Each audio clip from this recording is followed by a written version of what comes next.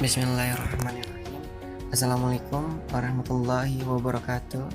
Guys, welcome back to my YouTube channel Firman Aprianto. This time I will explain about the author purpose. Kali ini saya akan menjelaskan tentang tujuan penulis. Maybe you guys are still confused about what the author purpose, but I will explain. Mungkin kalian masih kebingungan tentang apa itu the author purpose. Di sini saya akan menjelaskan tentang itu. Number one, what is the author purpose?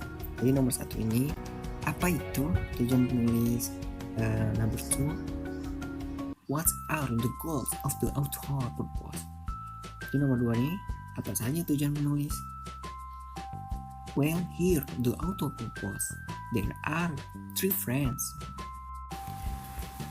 Nah, jadi di sini tujuan penulis itu ada 3 teman-teman. The first, yang pertama itu persuade. Persuade ini artinya membujuk. The second, inform. Jadi yang tujuan penulis yang kedua itu inform, untuk memberi informasi. The last, entertain. Jadi yang ketiga ini untuk menghibur. We will study together to understand this material. Just go to the material. Nah, kita sudah ke materi nih. Nah, di papan tulis ini kalian baca dan cermati ya. Karena di sini sudah ada penjelasan tentang the author purpose. Mungkin kalian juga sudah tidak asing dengan the author purpose atau tujuan penulis ini. Dan mungkin dari kalian sudah ada yang tahu apa itu tujuan penulis. Nah, di sini saya akan menjelaskan ulang. Mungkin dari kalian banyak yang belum tahu dan ada juga sebagian yang tahu. The author purpose, tujuan penulis. An author purpose is his reason for or intent in writing. Tujuan seorang penulis adalah alasan atau maksud cara tertulis. An author purpose may be to persuade the reader, to inform the reader, and to entertain the reader. Jadi tujuan penulis mungkin untuk membujuk pembaca, memberikan informasi pembaca, dan ketiga itu menghibur pembaca. Nah teman-teman, dari sini kita bisa simpulkan tujuan penulis itu ada 3. Yang pertama itu persuade, yaitu membujuk. Yang kedua inform, yaitu memberi informasi. Yang ketiga itu entertain, menghibur.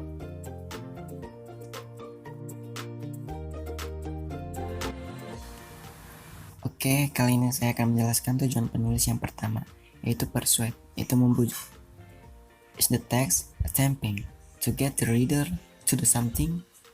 If the text contains many arguments and claims, or a call where the reader is urged to take action, then the author's main purpose is to persuade. Text written to persuade means the author's goal is to convince the reader to agree with the author. Nah, jadi apakah teks tersebut mencoba membuat pembaca melakukan sesuatu? Jika berisi banyak argumen dan klaim atau panggilan di mana pembaca didesak untuk mengambil tindakan, maka tujuan utama penulis adalah untuk membujuk, yaitu persuade. Teks yang ditulis untuk membujuk berarti tujuan penulis adalah untuk meyakinkan pembaca untuk setuju dengan penulis. For example, persuade, political speech, essay, advertisement, yaitu pidato politik, esai, dan iklan. Nah, di iklan juga pasti ada unsur membujuk. Nah, itu termasuk persuade. Nah, gimana teman-teman? Masih semangat kan? Nah, yang kedua tujuan penulis yaitu inform, yaitu informasi. The primary purpose of texts that are written to inform is to enlighten the reader or provide the reader with information about a topic. Jadi tujuan utama teks yang ditulis untuk menginformasikan adalah untuk mencerahkan pembaca atau memberikan informasi kepada pembaca tentang suatu topik.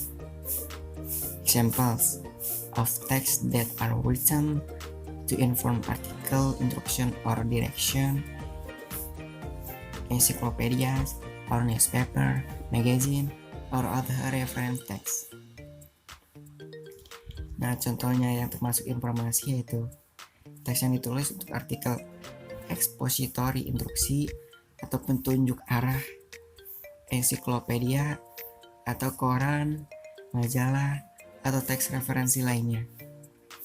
Nah, itu semua termasuk ketujuan penulis yaitu inform, yaitu informasi.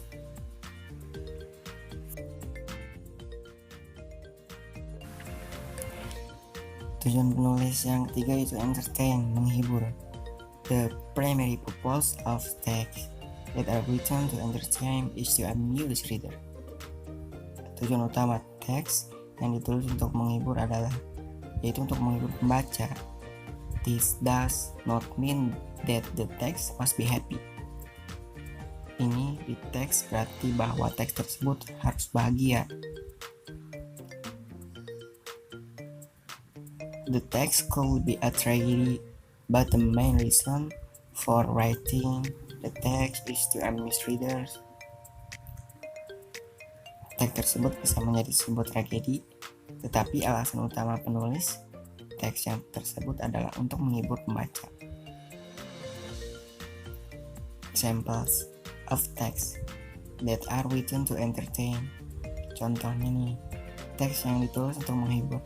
Stories, cerita, poems, puisi, drama, songs, lagu. Nah, itu termasuknya ke entertain, itu menghibur. Nah, penjelasan tentang the author purpose kali ini sudah berakhir teman-teman. Bagaimana? Jika kalian ada pertanyaan, kalian bisa tuliskan pertanyaan kalian di kolom komentar ya. Bebas tanya tentang apa aja. Nah, jika kalian ingin memberi masukan atau kritikan juga boleh kok. Karena penting banget kritikan itu bagi saya. Nah, jadi kita ambil kesimpulannya ya.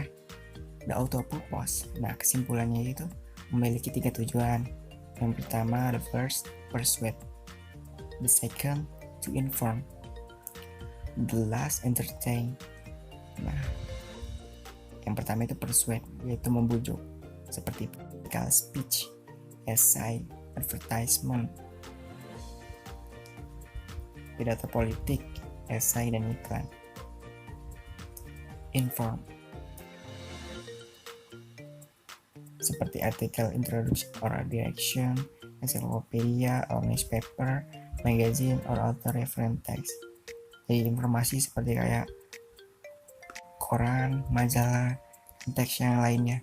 Nah, di dalam koran dan majalah itu kan pasti berisikan informasi penting gitu untuk pembaca.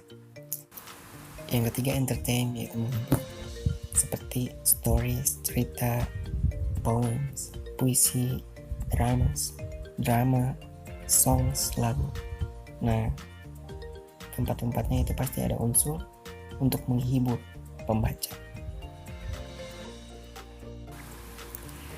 Oke, penjelasan tentang the author purpose kali ini mungkin cukup ya. Apabila ada kesalahan penyebutan, kami mohon maaf ya. Namanya juga kami manusia biasa. Oke. Nah, semoga apa yang saya sampaikan kali ini bermanfaat untuk kalian dan kalian juga menjadi tahu gitu. Dan semoga ini menjadi ilmu baru buat kalian. Dan tentunya juga untuk melatih vocabulary, karena di sana ada kata-kata yang mungkin asing ya, dan siapa tahu dari kata-kata itu ada yang menyangkut gitu. Jadi kosakata kita alhamdulillah bertambah. Oke, enough. Stay healthy, stay humble, and be yourself. Tetaplah menjadi diri sendiri. Oke, sampai jumpa teman-teman.